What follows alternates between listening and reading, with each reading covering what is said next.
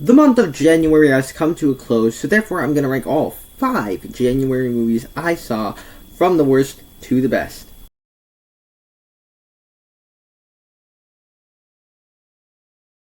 Hi, my name is Nathan, and I talk about a bunch of movies on this channel. If you're new here, down below in the comment section, share your ranking of the January new releases that you saw. If you think there's something I missed, down below in the comment section, share what you think that I should watch before the end of the year. If you enjoyed this video, click that like button and be sure to subscribe. It really does help a lot. And over on my channel, I have more content, more rankings like this. Check those out when this video is over. And let's get straight into it with this honorable mention. This is not one that came out in January, but I did see it, The Iron Claw. Now, this is one where it's kind of irritating because I filmed this whole 3-hour video of me talking about all the movies I saw in the year 2023, and I saw The Iron Claw when we went on a trip to Las Vegas, and we went to South Point, I believe it's South Point, and there's like a movie theater on the second floor of South Point, and so that theater is where I saw The Iron Claw, because movie theater was just around the corner, and we didn't really have anything to do after eating breakfast, and so that's how I was able to see The Iron Claw. I just wanted to quickly share my thoughts on it. This is, of course, an amazing movie. It tells the tragedy of the Von Erich family, which is a wrestling family, basically, where every single character has layers, and the movie just has so much meaning going into it. It manages to be really, really emotional, and this is just a movie that where it solidifies Zac Efron. Zac Efron is a top talent actor.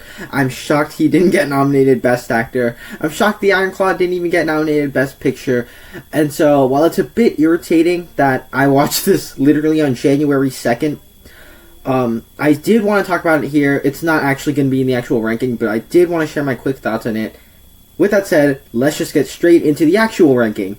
Coming in last place, Lift. This is the latest, very generic Netflix heist film, and, you know, I don't normally go into these Netflix action movies with very high expectations, but this one, pretty common thread with these Netflix action movies, is just kind of dreadful. And so, if you don't know what this is directed by Gary Gray, the director of The Fate of the Furious and Straight Outta Compton.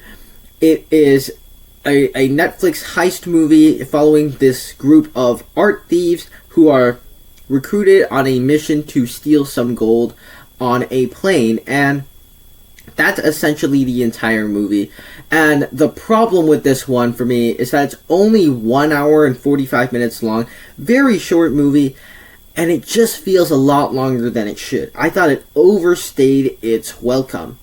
And it just feels like not that much happened in those hour and 45 minutes. The whole thing feels like an action sequence that would happen in the middle of a much larger movie. And it feels like that middle action sequence is just stretched out to feature length. And that's what the entire thing kind of felt like to me. As it's trying to be a comedy, it's not very funny. None of the jokes really landed for me. There's one chuckle that got me, but then other than that, it's not really all that funny. And I appreciate that Kevin Hart is trying to be more serious in this movie. He's a more serious character. He's not just the big comedic persona that he usually is in a bunch of his other movies. But what essentially that does to him in this movie to me is just make his character, who's the lead, really, really boring. And so, for me, this one just did not work at all. Number 4, Night Swim, and this is a classic January horror movie. At its core, it probably has an interesting premise about the horrors and the terror that comes with going to swim in your backyard pool at nighttime. There's something inherently a little bit creepy about that. But it's a movie that just fails to be scary on any kind of level. And so, most of the horror doesn't come off as scary. It comes off more kind of like goofy, as the movie wasn't scary from beginning to end. There's no meaningful characters. There's no meaningful journeys. Nobody's grounded enough in the reality so that you could actually latch onto them and a character arc to be there. And so this movie is just this classic January horror film, which just kind of, okay, that happened, and then you throw it away. But the thing that does save this one from the bottom of the list for me, I will say, is that it does have some so bad it's good elements to it. Where some of the dialogue is atrociously bad. Like, the one that really got me laughing in the theater was when there's a point in time where our girl character, our daughter character, is running around a house, and she's scared of her father who's being possessed. And she's hiding, and he's all like, Marco, Marco, Marco. And he pops out behind her and says, "You're supposed to say Polo." There's some dumb lines of dialogue like that just kind of pulled me out of this movie a little bit. But at least it was like a so bad it's good element, whereas like Lift I thought was just so bad it was unwatchable. This one, at least it has tiny elements of the so bad it's good stuff. In third place is Mean Girls, and just as a point of reference, there's a pretty substantial gap from Night Swim to Mean Girls. I thought Mean Girls was a fairly decent film, while Night Swim was just a bad movie that had some ridiculous elements to it. I actually thought Mean Girls was a decent enough movie. Also, keep in mind, with a point of reference, I have never seen the original Mean Girls. I've never seen the play, the Broadway musical that this movie is based off of. So keep in mind, this is the only thing associated with Mean Girls that I watched. And I thought the best thing about this movie was that it actually had a clear message, a heart, and a soul. It wasn't entirely effective for me, but at least the movie actually had some sort of message about friendship and, you know, appreciating the people around you. And our lead character actually has an arc in this movie, in which case this movie is actually quite in the middle, decent for me. The movie has a ton of energy to spare, but I think that what hurt this movie a little bit was that I like musicals, I like high school movies. It's just this movie, I didn't really relate to it all that much. And it wasn't really a movie that had gigantic plot issues, or I can't nitpick certain things that I didn't like about it. But it just never really took it to that next level. Like, on a romantic side, it was never that romantic. I didn't really care that much about the characters and stuff. When it comes to it being a comedy, there's some funny moments, some fun musical numbers. Other moments are very, like, eye-rolling. Other musical numbers are very cringy. And so, this is a movie that, maybe you guys don't like it as much because you guys have seen the original.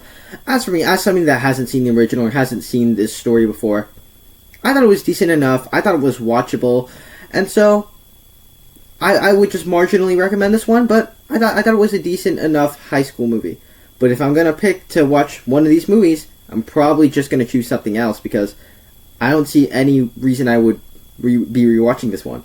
Our runner-up is The Beekeeper. On the contrary to Mean Girls, which wasn't really my kind of thing, this movie is very much my kind of thing, as it's a very simple, straightforward revenge action movie. And it's enjoyable if you enjoy revenge action movies and Jason Statham, and this movie is basically a combination of the both with a little bit of sprinkle of John Wick in there.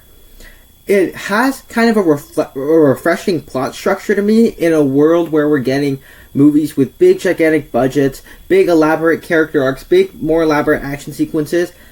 And this one, within 5 minutes of the movie, it just gets straight to the point, and how it ends very abruptly, like plot is resolved, credits start rolling. So very simple, very straightforward, it doesn't overstay its welcome, and as always, Jason Statham brings his action movie A-game when it comes to making this movie. And so, if you like Jason Statham and action movies like I do, he's a lot of fun. There's a lot of really cool action sequences in this movie. And it does quite a bit of world building as well, where it's Jason Statham and he's part of this secret organization nobody knows about. He has a secret set of skills. He's retired, and he finds a reason to come out of retirement because of this thing that happened to his friend. And so, not a movie that takes itself too seriously, maybe not the most ambitious film on this list, but it does provide non-stop, like, really good action sequences. It has a wide range of entertainment value if you just like action movies, not trying to be a fantastic action movie or anything, but just a solid movie that, like, I could find myself rewatching. But for me, easily coming in first place is Society of the Snow. Now, for those of you who have never heard of this movie, you're not the only one. This one kind of came out of nowhere for me. But I'd heard some really good reviews, and then it got nominated for some Oscars. And so that made me curious. Checked it out a couple days ago. And this is just a really, really intense thriller. So if you don't know what this is a movie based on the true story of the 1972 Uruguayan plane crash where 45 passengers, or maybe even less, had to survive and work with what they had for 70-something days. Like, maybe, I think it was 71 to the best of my memory. And with that premise, that's just a really good premise to adapt into a film. And that provides and it's really intense all throughout it.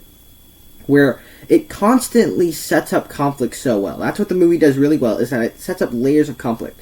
So you think they're going to do something and they're finally going to be rescued, and you could just feel the gut-wrenching emotions when a new conflict comes in. It gives you a reason why they can't do that. You got a lot of stuff, kid. And why they just have to survive for a few more days.